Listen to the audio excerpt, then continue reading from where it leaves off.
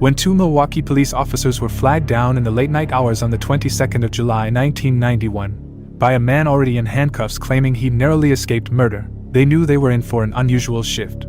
But nothing could have prepared them for what awaited at a second-story apartment on North 25th Street, the home of 31-year-old killer and cannibal Jeffrey Dahmer.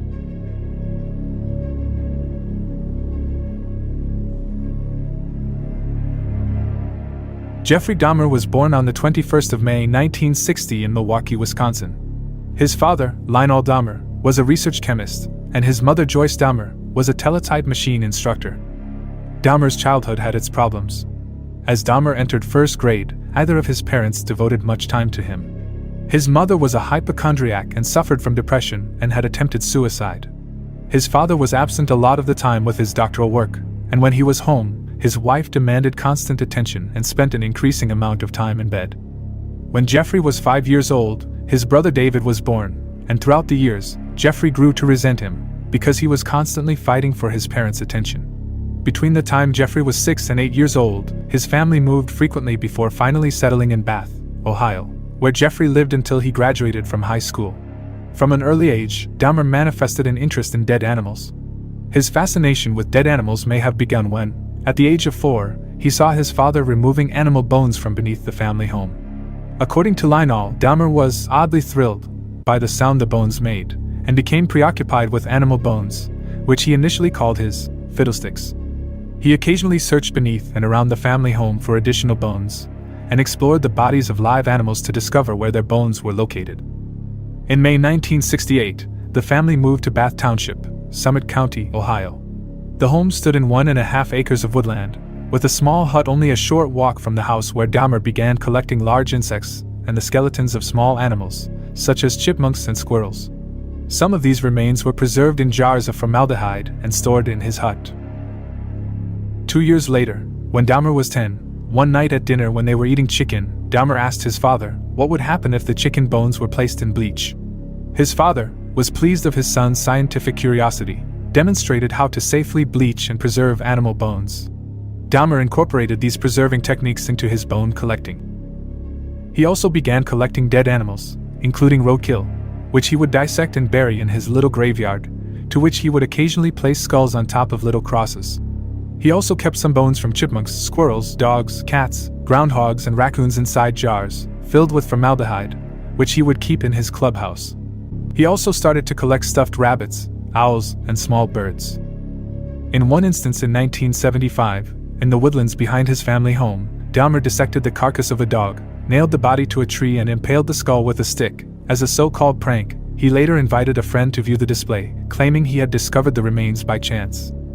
The same year his father taught Dahmer how to preserve animal bones, while his mother began increasing her daily consumption of Equinol, laxatives and sleeping pills, further minimizing her tangible contact with her husband and children. From his freshman year at Revere High School, Dahmer was seen as an outcast. By age 14, he had begun drinking beer and straight alcohol in the daylight hours, to which he would keep liquor in his locker and jacket pocket. He would often come to school drunk, and quickly became an alcoholic. Although he was largely uncommunicative, in his freshman year Dahmer was seen by staff as polite and highly intelligent but with average grades. He was a competitive tennis player, and played the clarinet briefly in the high school band. When he reached puberty, Dahmer discovered he was gay. He did not tell his parents. In his early teens, he had a brief relationship with another teenage boy, although they never had intercourse. By Dahmer's admission, he began fantasizing about dominating and controlling a completely submissive male partner in his early to mid-teens, and his masturbatory fantasies gradually evolved, focusing on chests and torsos. When he was about 16, Dahmer conceived a fantasy of a particular male jogger he found attractive. He wanted to knock him unconscious, then make sexual use of his body. On one occasion, Dahmer hid in the bushes with a baseball bat, waiting for this man. However, the jogger did not run by on that particular day. Dahmer later admitted this was his first attempt to attack someone. By 1977, Dahmer was losing interest in school, and his grades reflected this. The same year, his parents attended counseling sessions, in an attempt to save their marriage. In September, Lionel discovered Joyce had an affair, so they filed for a divorce. The process of their divorce soon became increasingly bitter and hostile, so Lionel moved out of the house in early 1978, and lived in a motel room on North Cleveland-Massillon Road. During school, Dahmer would often sit close to the school parking lot and drink numerous cans of beer. His school counselor was aware of his troubles at home and tried to help him, but he was never interested. Then in May 1978, Dahmer graduated from high school. That spring, Joyce moved out of the family home with David to live with relatives in Chippewa Falls, Wisconsin. Dahmer had just turned 18 and remained in the family home, alone. He was left with no food, no money, and a broken refrigerator. June 18, 1978, Dahmer was driving his daily commute when he saw a young, attractive, bare-chested hitchhiker waiting alongside a road, waiting for a passing car. Seeing this man sparked his sexual feelings and desire to take him home, so he pulled over and picked him up. He approached the vehicle and immediately introduced himself as Stephen Mark Hicks. He was almost 19 years old, and the people who knew him said he was a warm and sympathetic person who enjoyed lending a hand to others and was constantly amenable to making new friends. Stephen told Dahmer that he was on his way to a rock concert at Chippewa Lake Park, Ohio. Dahmer lured Stephen back to his house to have a few beers, then he would drive him to the concert. During the drive to Dahmer's, Stephen began talking about girls, which made Dahmer realize that any sexual passes he would make would be rebuffed. After several hours of talking, drinking and listening to music, Stephen asked to go to the concert, but Dahmer didn't want him to go, so as Stephen was sitting on a chair, Dahmer came up behind him and bludgeoned him twice with a 10-pound dumbbell. When Stephen fell unconscious, Dahmer strangled him to death with the bar of the dumbbell. He stripped his clothes off his body, exploring his chest with his hands, then stood over his corpse and masturbated. Hours later, Dahmer dragged the body to the basement. And on the following day, Dahmer dissected Stephen's body. He later buried the remains in a shallow grave in his backyard. Then returned to the grave several weeks later. He dug up the remains and pared the flesh from the bones. He dissolved the flesh in acid before flushing the solution down the toilet. He crushed the bones with a sledgehammer and scattered them in the woodland behind his family home. Stephen's family hired a private investigator in the years after his disappearance and death, and while police tried their best efforts to find him, his remains were destroyed and were never found. It was only after Dahmer's confession that police found more than 500 pieces of bone. 6 weeks went by, when Dahmer's father Lionel and his new fiancée returned to his family home, when he became shocked to see that Dahmer had been living alone. In August, Dahmer enrolled at Ohio State University, hoping to major in business. Dahmer's first term at OSU was completely unproductive. He was failing his classes and was constantly drunk. Dahmer was so badly addicted to alcohol that he would sell his blood just to buy it. During this time, his father, Lionel, paid a surprise visit, only to find his room swarmed with empty liquor bottles. Dahmer dropped out of OSU after just 3 months, despite his father having paid in advance for the second term. In January 1987, Lionel was encouraging Dahmer to join the military, so he completed training as a medic and later that year joined the Army on the 29th of December, 1978. However, during his employment, his drinking caused him to be deemed unsuitable for military service, and was discharged in 1981. He received an honorable discharge as his superiors did not believe that Dahmer's problems in the Army would be applicable to civilian life. Dahmer initially lived with his father and stepmother. He continued to drink heavily, and 2 weeks after his return, was arrested for drunk and disorderly conduct. He was fined $60 and given a suspended 10-day jail sentence. Dahmer's father tried unsuccessfully to wean his son off alcohol. In December 1981, Lionel and his stepmother sent him to live with his grandmother in West Allis, Wisconsin. Dahmer's grandmother was the only family member to whom Dahmer displayed any affection towards. They hoped that her influence, plus the change of location, might persuade Dahmer to quit drinking, find a job, and live responsibly. Initially, Dahmer's living arrangements with his grandmother were harmonious. He accompanied her to church, willingly undertook chores, actively sought work, and abided by most of her house rules, although he continued to drink and smoke. In early 1982, he found employment as a phlebotomist at the Milwaukee Blood Plasma Center. In August, Dahmer was arrested for disturbing the peace by dropping his pants in the front of a crowd in Wisconsin. He was convicted and fined $50 plus court costs. Then it was not long after this that he was fired from his job. Dahmer remained unemployed for over 2 years, during which he lived upon whatever money his grandmother gave him. In January 1985, Dahmer was hired as a mixer at the Milwaukee Ambrosia Chocolate Factory for $8.75 an hour, where he worked 6 nights per week from 11 p.m. to 7 a.m., with Saturday evenings off. Shortly after he found this job, an incident occurred in which Dahmer was propositioned by another man while reading in the West Allis Public Library. The stranger threw Dahmer a note offering to give him a blowjob. Although Dahmer did not respond, this sparked fantasies in his mind of control and dominance, and he quickly began to familiarize himself with Milwaukee's gay bars, bathhouses, and bookstores. He also stole a male mannequin from a store, which he briefly used for sexual stimulation, until his grandmother discovered the item stowed in a closet and demanded that he discard it. By late 1985, Dahmer became a regular at the bathhouses, but quickly became frustrated with his partners for moving during their sexual activity. He wanted them to lay still, as he saw people as objects of pleasure and not as a human being. So, in June of 1986, he administered sleeping pills to his partners, giving them liquor laced with sedatives. He then waited for his partner to fall asleep before performing various sexual acts. For him to maintain his supply of medication, Dahmer lied to his doctor, explaining that he needed the pills to adjust to his work schedule. After about 12 men that were left in such instances, the manager revoked Dahmer's membership, and so, he began to use hotel rooms to continue this practice. Shortly after his bathhouse memberships were revoked, Dahmer read a report in a newspaper for the upcoming funeral of an 18-year-old male.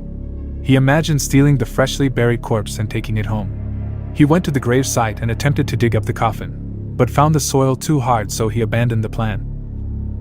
On the 8th of September 1986, Dahmer was arrested upon a charge of lewd and lascivious behavior for masturbating in the presence of two 12-year-old boys as he stood close to the Kinnickinnic River. He initially claimed he had merely been urinating, unaware that there were any witnesses, but soon admitted to the offense. The offense was changed to disorderly conduct, and, on March 10, 1987, Dahmer was sentenced to 1 year of probation, with additional instructions to undergo counseling. On November 20, 1987, Dahmer was at a bar when he met Stephen Twomey, a 25-year-old man from Ontonagon, Michigan. After talking and drinking, Dahmer persuaded him to accompany him to his hotel room at the Ambassador Hotel in Milwaukee. The following morning, Dahmer awoke to find Stephen lying beneath him on the bed, his chest crushed in and black and blue with bruises. Blood was seeping from the corner of his mouth, and Dahmer's fists and one forearm were extensively bruised. Dahmer later said he had no memory of having killed Stephen, and that he could not believe this had happened. He had no intention of killing Stephen, but intended to simply drug him and lie beside him as he explored his body. Dahmer purchased a large suitcase, in which he transported Stephen's body to his grandmother's residence. 1 week later, he severed the head, arms, and legs, then filleted the bones from the body before cutting the flesh into pieces small enough to handle. Dahmer placed the flesh inside plastic garbage bags. He wrapped the bones inside a sheet and pounded them into splinters with a sledgehammer. The dismemberment process took Dahmer approximately 2 hours. He disposed of all of Stephen's remains, except for his head, in the trash. For 2 weeks, Dahmer retained Stephen's head wrapped in a blanket. Then, Dahmer boiled the head in a mixture of soilax and bleach in an effort to retain the skull, which he then used as stimulus for masturbation. Eventually, the skull became too brittle by this bleaching process, so Dahmer pulverized and disposed of it. 2 months later, on the 16th of January 1988, Dahmer met James Dockstader, a 14-year-old Native American, at a bus stop outside the 219 Club, a gay bar in West Allis. While some reports claim that he was a prostitute, other sources claim that he ran away from home, escaping his abusive father, just 2 days before his untimely death. Nevertheless, James's mother described him as a lively and cheerful person who was very outgoing and loved making new friends who dreamed of building a brighter future for himself. Dahmer lured him to his grandmother's residence with an offer of $50 to pose for a nude photo shoot. They engaged in sexual activities before Dahmer drugged James as he wanted full dominance. He then strangled him on the floor in the basement. Dahmer left the body in the cellar for 1 week before dismembering the corpse, then dissolving the flesh in acid. His bones were crushed and disposed of, excluding the skull. The skull was boiled and cleansed in bleach before Dahmer found that it, too, had been rendered brittle by the process. He pulverized the skull 2 weeks later.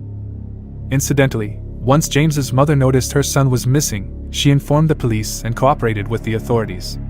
But James' remains were never found, and he was only identified as one of Jeffrey's victims after his arrest.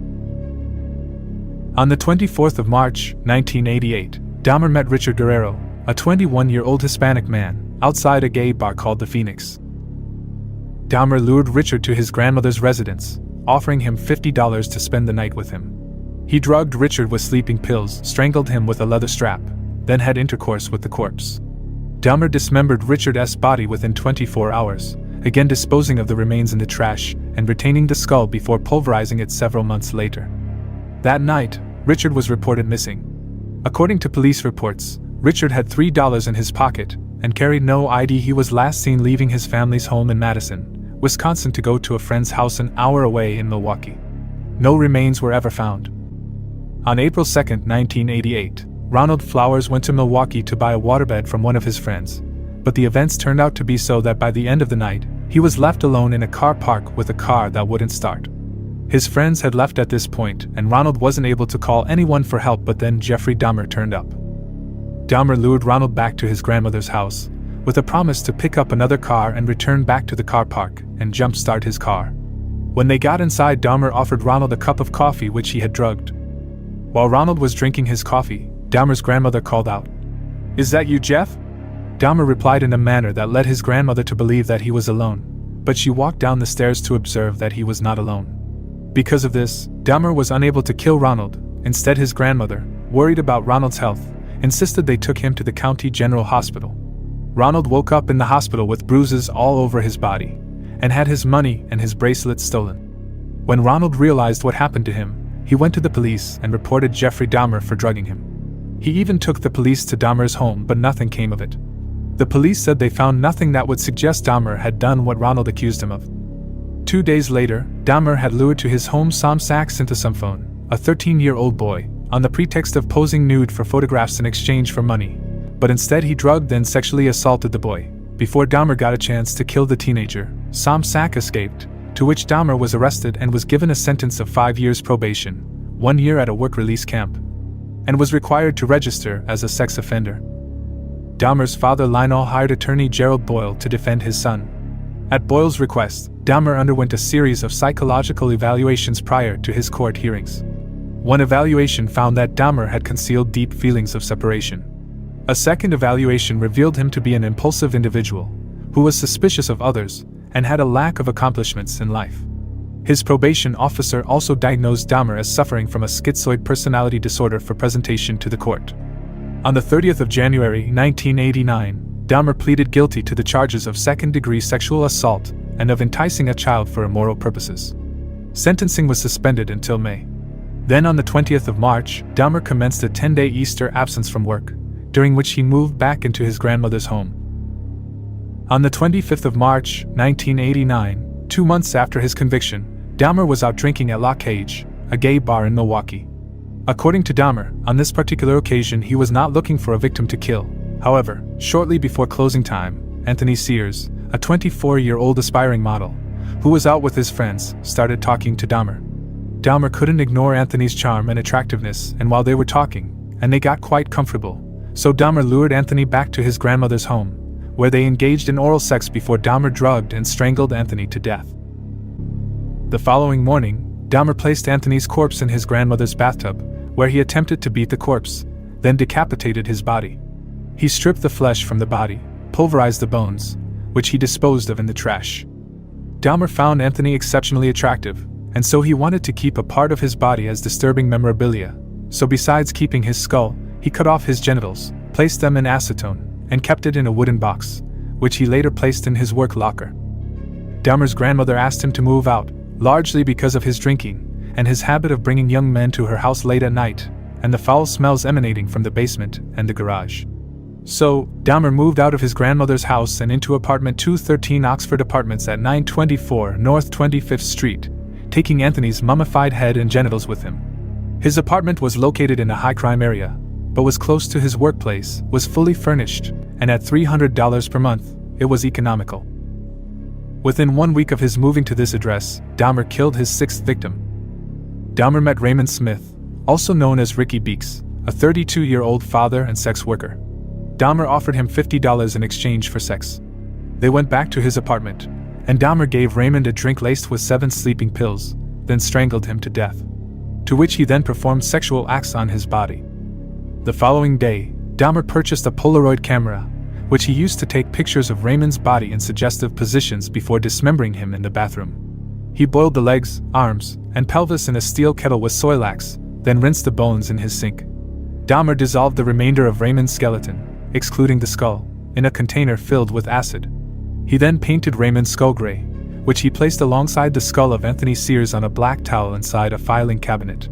On the 14th of June 1990, Dahmer lured Edward Smith, his 27-year-old friend, back to his apartment, where he drugged and strangled him to death.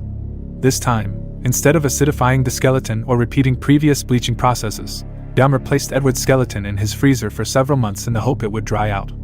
But freezing the bones did not remove the moisture, so Dahmer acidified the bones. Dahmer wanted to keep the skull, but accidentally destroyed it when he placed it in the oven to dry, which caused the skull to explode. Dahmer later informed police he had felt rotten about Edward's murder, as he had been unable to retain any parts of his body for memorabilia. Approximately 1 week after the murder of Edward Smith, Dahmer lured another young man to his apartment. Dahmer placed halcyon in his victim's drink, then he accidentally consumed the drink laden with sedatives. When he awoke the following day, he discovered the man had stolen several items of his clothing, $300 and a watch. Less than 3 months later, on the 2nd of September 1990, Ernest Miller, also known as Ronald Marquez Miller, he was a 22-year-old Chicago native, who was a dance student, on his way to being a professional dancer, was visiting his auntie in Milwaukee for the Labor Day weekend, when he met Dahmer outside a bookstore on the corner of North 27th Street. Dahmer admitted that he was particularly drawn to Ernest's physical features, and so he offered him $50 to listen to his heart and stomach. Ernest agreed and they went back to Dahmer's apartment. While Dahmer was laying on Ernest, listening to his organs, he attempted to perform oral sex, but Ernest told Dahmer, "That'll cost you extra." So Dahmer got them a drink, which he had laced 2 sleeping pills in his drink, then killed Ernest by slashing his carotid artery with same knife he used to dissect his victims' bodies, to which he bled to death in minutes. Dahmer posed Ernest's dead, nude body in various seductive positions, taking Polaroid photographs before placing it in his bathtub for dismemberment. Dahmer would repeatedly kiss and talk to the severed head while he dismembered the remainder of the corpse. Dahmer then wrapped the heart, liver, biceps, and portions of flesh from the legs in plastic bags and placed them in his freezer, for which he would later eat. He then boiled the remaining flesh and organs into a jelly-like substance, using Soilax, then rinsed the flesh off the skeleton. As he wanted to keep his skeleton, Dahmer placed the bones in a light bleach solution for 24 hours before allowing them to dry upon a cloth for 1 week. The decapitated head was initially placed in the refrigerator before being stripped of flesh, to which he painted then coated with enamel. 3 weeks later, on the 24th of September 1990, Dahmer met David Courtney Thomas, a 22-year-old father, who was on probation for retail theft, at the Grand Avenue Mall in Milwaukee. He persuaded David to accompany him back to his apartment for a few drinks, with an offer for money if he would pose nude for photographs. Dahmer confessed to giving David a drink laden with sedatives, but did not feel attracted to him, but also didn't want David to wake up and realize he had been drugged. So Dahmer strangled him and dismembered his body, keeping no remains. He photographed the dismemberment process and kept these photos, which later helped identify David's body. His ex-girlfriend and mother of his child reported him missing to his probation worker, after losing all communication with him, as he would often stay at her house and saw his 3-year-old daughter as often as he could. Dahmer did not kill anyone for almost 5 months, but it wasn't by choice. There were a minimum of 5 occasions between October 1990 and February 1991, where he was unsuccessful to lure men to his apartment. These men were lucky. Throughout 1990, he regularly complained to his probation officer of his anxiety and depression, with numerous mentions to his sexuality, his lonely lifestyle, financial difficulties, and his nervousness of meeting and facing his father and younger brother, and even spoke about his suicidal thoughts. Then on the 18th of February 1991, Dahmer saw a boy standing at a bus stop near Marquette University. Here he met Curtis Strotter, a 17-year-old boy, who just lost his job as a nursing student and had a plan to become a model and finish college. Dahmer lured Curtis back to his apartment, offering money in exchange for nude photographs, with an added incentive of sex. Once they got to his apartment, Dahmer drugged Curtis, cuffed his hands behind his back, then strangled him to death with a leather strap. He then documented with photographs of him dismembering Curtis' body, keeping his skull, hands, and genitals. Less than 2 months later, on the 7th of April 1991, Dahmer met Errol Lindsay, walking to get a key cut. Errol was an upstanding and generous 19-year-old boy, who loved helping others and making new friends. Errol was very popular among his friend group and was extremely close to his family, especially his mother and sister. Dahmer somehow struck up a friendship with Errol and lured him back to his apartment for some beers. Unlike Dahmer's other victims, Errol was straight and showed no sexual interest. Once they got to Dahmer's apartment, he drugged him, then carefully drilled a hole in his head, to which he then injected hydrochloric acid with a baster and hoped to render him to a permanent vegetative state, so would be completely submissive and unresistant, as if he was a doll. But when Errol woke, he said he had a headache, then asked Dahmer for the time, to which Dahmer responded by drugging him again, then strangled him to death. He decapitated his body. Keeping his skull as a trophy, he beat Errol's body, dissolved his flesh in acid and crushed his bones. Dahmer had hoped to keep his skin, so he tried to preserve it by placing the skin in cold water and salt for several weeks, but reluctantly disposed the skin as it became too frayed and brittle. During 1991, fellow residents of the Oxford apartments had repeatedly complained to the building's manager, Sopa Princewell, of the rotting smells, the sounds of falling objects, and the occasional sound of a chainsaw, coming from apartment 213. Sopa contacted Dahmer in response to these complaints on numerous occasions, but Dahmer just blamed the smell on his broken freezer, explaining that all his food had become spoiled. Then on later occasions, he would blame the odor on his tropical fish had recently died, and that he would take care of the matter. Then on the 24th of May 1991, Dahmer met Tony Hughes, a 31-year-old man, at a gay bar. Tony was a happy and outgoing man who was aspiring to be a model. He was living in Madison when he decided to come back to Milwaukee to visit his family, when one night he decided to go out with his friend to a gay bar called Club 219. Whether or not Tony knew Dahmer before this night is uncertain. Some sources say they knew each other for about a year, and other sources say they never met, but that night he was seen with Dahmer. As Tony had lost all hearing when he was a child, they were communicating through handwritten notes. Dahmer lured Tony back to his apartment upon the promise of posing nude for photographs. He drugged Tony, then proceeded to drill a hole into his skull. In an attempt to zombify him, he injected hydrochloric acid into his skull, but proved fatal. His body was left on Dahmer's bedroom floor for 3 days. 2 days later, on the afternoon of May 26, 1991, Dahmer met Conorak Synthesumphone, a 14-year-old teenager, on Wisconsin Avenue, in Milwaukee. Conorak was the younger brother of Samsak, the boy Dahmer had molested in 1988. Both unaware of who each other are, Dahmer offered Conorak money to accompany him to his apartment to pose naked in a photo shoot. In 1980, Conorak and his family came over to America from Laos for a better life, and during this time they were struggling for money, so Conorak was initially reluctant but then changed his mind and they both went to Dahmer's apartment, where he posed for 2 pictures in his underwear. Dahmer gave him a drink laced with drugs, then led him into his bedroom, where the corpse of Tony Hughes laid naked on the floor, which Conorak saw, but quickly became unconscious from the sleeping pills, too, which Dahmer then performed oral sex on him. Dahmer drilled a hole into the crown of Conorak's skull and injected hydrochloric acid into the frontal lobe. Dahmer was lying alongside Conorak while he drank several beers, before briefly falling asleep. Then Dahmer left his apartment to go purchase more alcohol. In the early morning hours of May 27th, Dahmer was walking back to his apartment when he saw Conorak sitting naked on the corner of 25th and State, talking in Lao, with 3 distressed young women standing around him. Dahmer approached Conorak and told the 3 women that he was his friend, and so, he attempted to lead Conorak back to his apartment by the arm. The 3 women discouraged Dahmer, explaining they had phoned 911. Emergency operator 71. Okay, hi, I'm on 25th and State, and this is young man. He is butt naked. He has been beaten up. He is very bruised up. He can't stand. He's study fall out. He is butt naked. He has no clothes on. He was really hurt. Then 2 Milwaukee police officers arrived, John Balcerzak and Joseph Gabrish. Dahmer's demeanor relaxed. He told the officers that Conorak was his 19-year-old boyfriend, that he had drunk too much Jack Daniels, then they had an argument.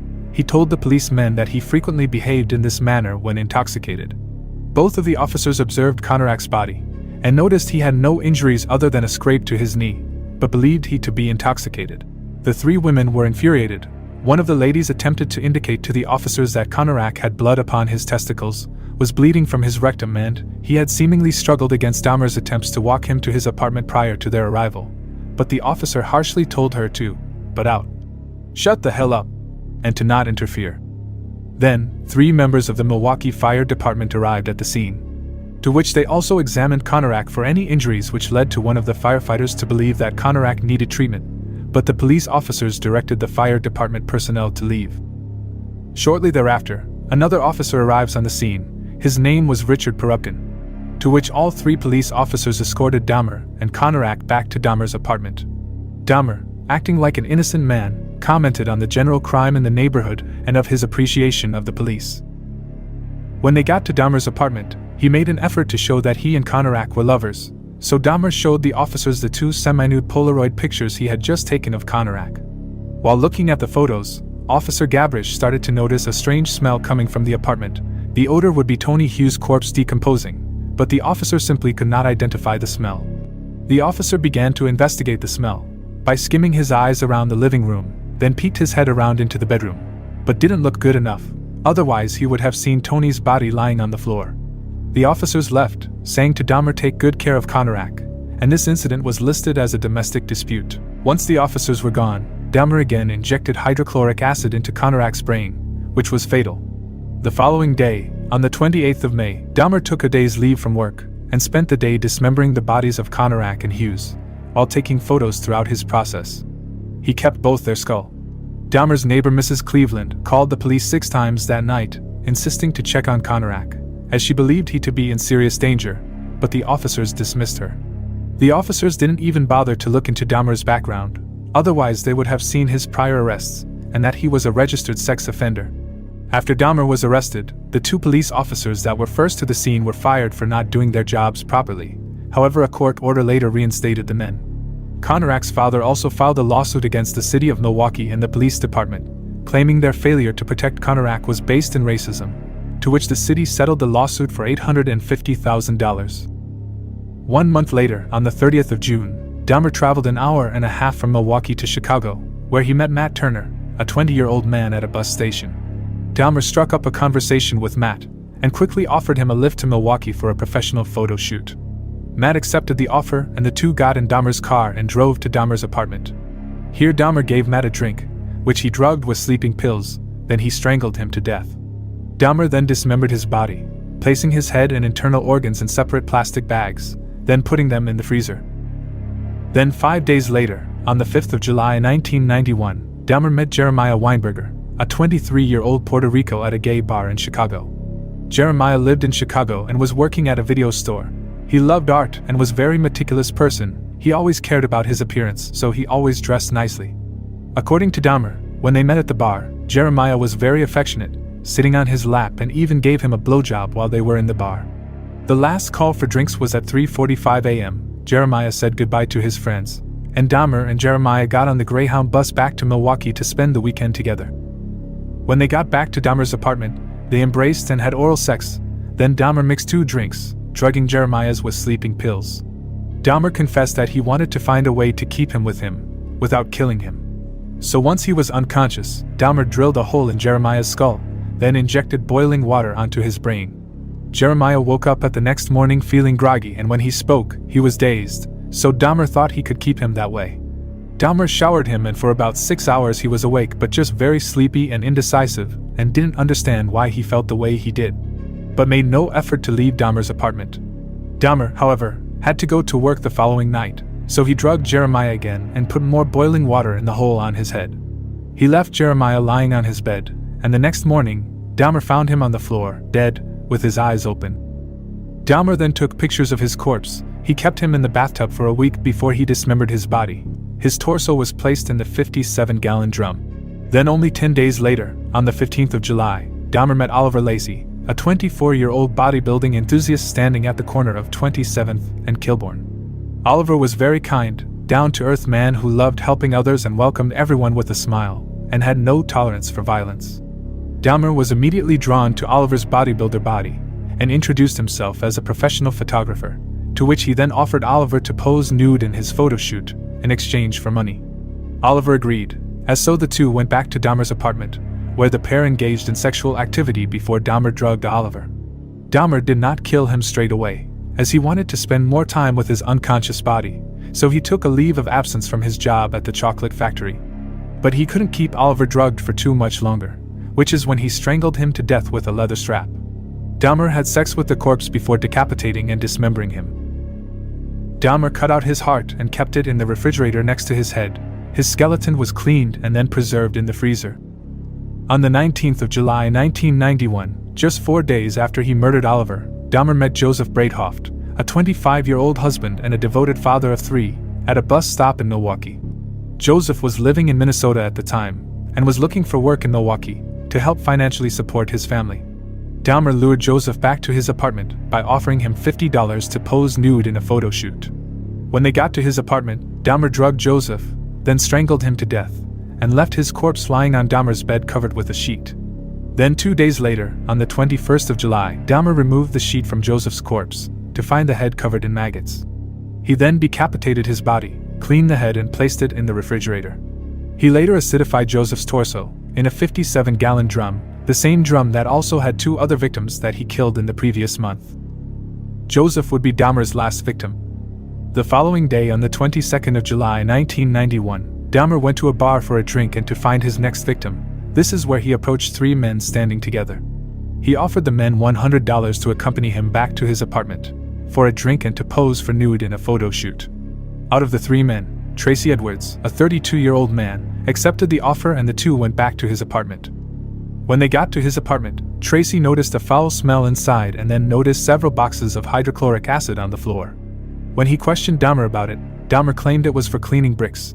While making minor conversations, Dahmer showed Tracy his tropical fish, and while Tracy was looking at the fish, Dahmer placed a handcuff around one wrist. Tracy, confused and a little cautious, asked Dahmer what he was doing. Then Dahmer lured him into his bedroom to pose for naked photos. In Dahmer's bedroom, there were naked male posters hanging on the wall. There was a blue 57-gallon drum in the corner which had an awful smell. His bed was unmade, and opposite his bed was a TV which was playing The Exorcist 3. Dahmer then pulled out a knife and told Tracy he intended to take naked pictures of him, so Tracy, scared, started to unbutton his shirt, explaining he would let him take the photos, as long as he removes the handcuffs and put the knife away.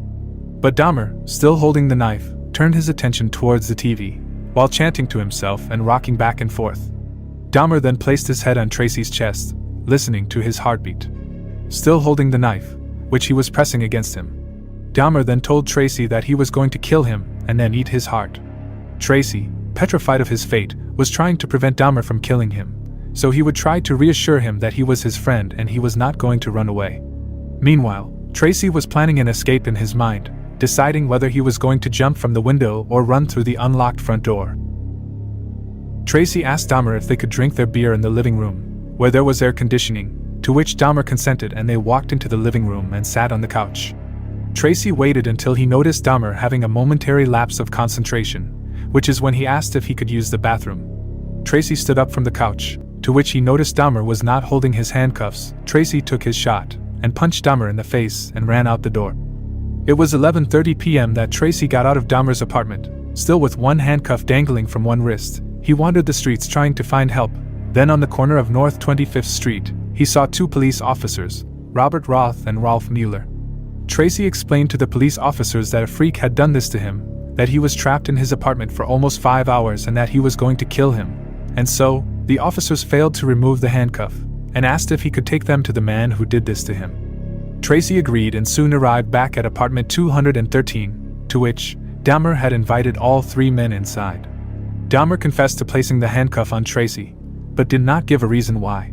Tracy also told the officers that Dahmer had pulled a knife on him in his bedroom, to which Dahmer did not comment on the knife, but told Officer Mueller that the key to the handcuffs was in his bedside table.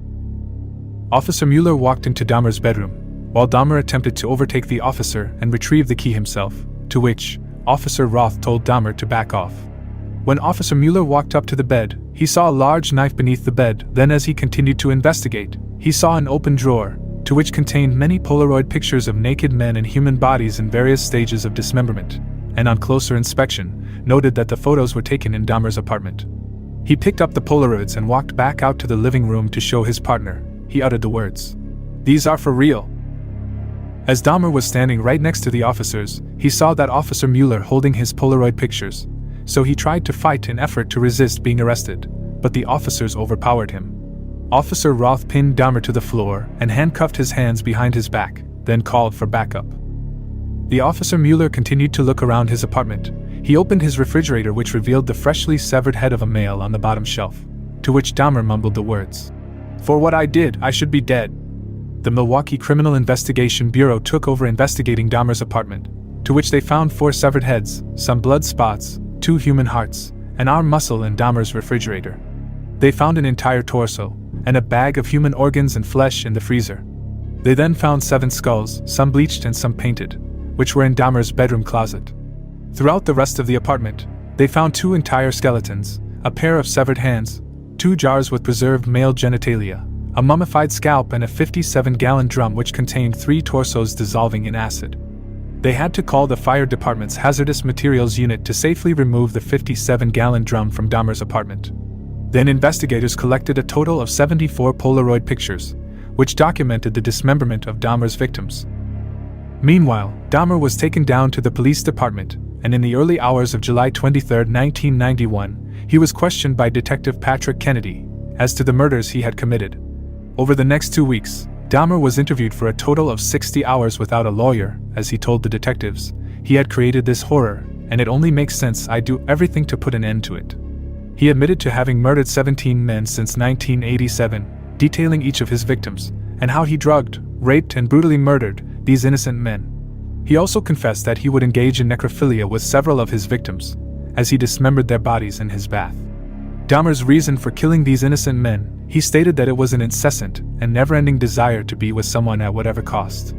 Someone good-looking, really nice-looking. It just filled my thoughts all day long. Dahmer explained in great detail how he dismembered his victims' bodies. He explained that most of the blood pooled inside the chest after death, so he would remove their internal organs, then letting the blood from the torso drain his bath.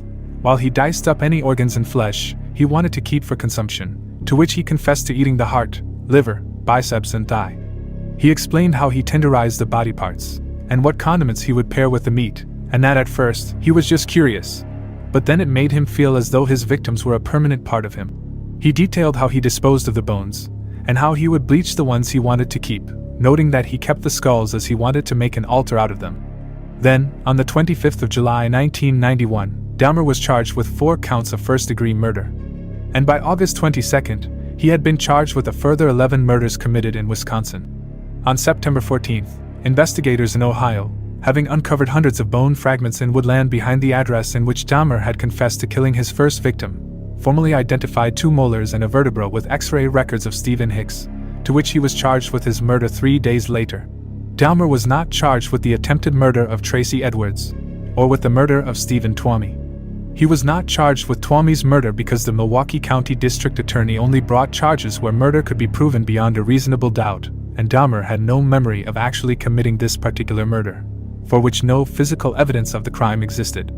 At a scheduled preliminary hearing on January 13, 1992, Dahmer pleaded guilty but insane to 15 counts of murder. The trial lasted 2 weeks. On February 14th, both attorneys delivered their closing arguments to the jury. Each attorney was allowed to speak for 2 hours. Following the defense counsel's 75-minute closing argument, Michael McKinn delivered his closing argument for the prosecution, describing Dahmer as a sane man, in full control of his actions, who simply strove to avoid detection. McKinn described Dahmer as a calculating individual who killed to control his victims and retained their bodies, merely to afford himself a prolonged period of sexual pleasure. McKinn argued that by pleading guilty but insane to the charges, Dahmer was seeking to escape responsibility for his crimes. On February 15th, the court reconvened to hear the verdict. Dahmer was ruled to be sane and not suffering from a mental disorder at the time of each of the 15 murders for which he was tried. Dahmer closed his statement with, "I know my time in prison will be terrible, but I deserve whatever I get because of what I have done. Thank you, Your Honor, and I am prepared for your sentence, which I know will be the maximum. I ask for no consideration." Dahmer was then sentenced to life imprisonment plus 10 years upon the first 2 counts.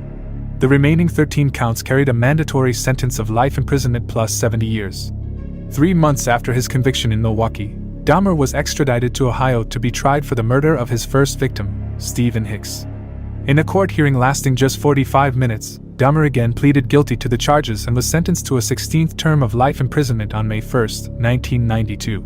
Dahmer was transferred to the Columbia Correctional Institution. For the first year of his incarceration, Dahmer was placed in solitary confinement due to concerns for his physical safety should he come into contact with fellow inmates. He received ample correspondence from individuals across the world, with several individuals donating money which he spent on items such as cassette recordings, stationery, cigarettes, and magazines. Upon Dahmer's request, after 1 year in solitary confinement, he was transferred to a less secure unit, where he was assigned a 2-hour daily work detail cleaning the toilet block.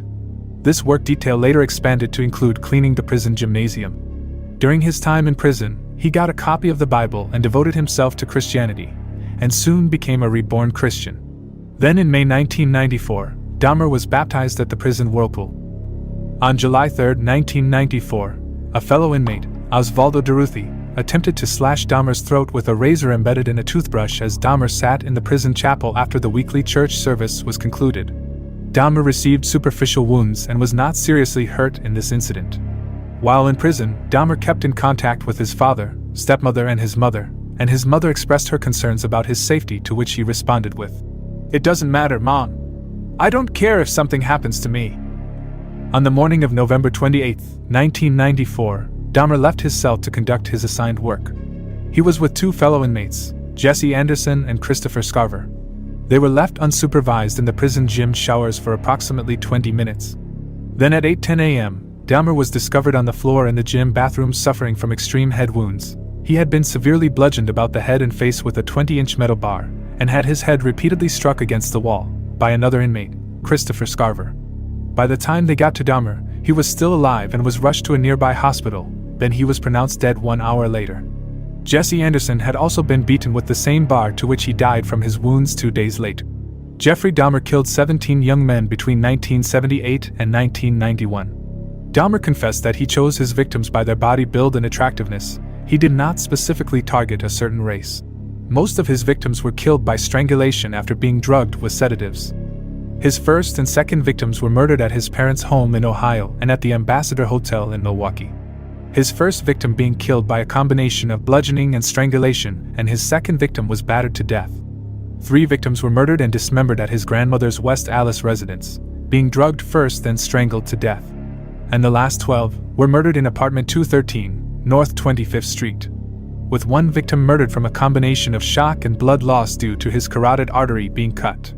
And 4 victims were murdered by holes drilled into their skulls, with a fatal injection of hydrochloric acid or boiling water, in an attempt to induce a permanent, submissive, unresistant state. Jeffrey Dahmer was a monster and stole too many lives. He caused too much pain and suffering to his victims' family and friends, to which some could have been prevented much sooner by the police. Stay safe, and we'll see you in the next video.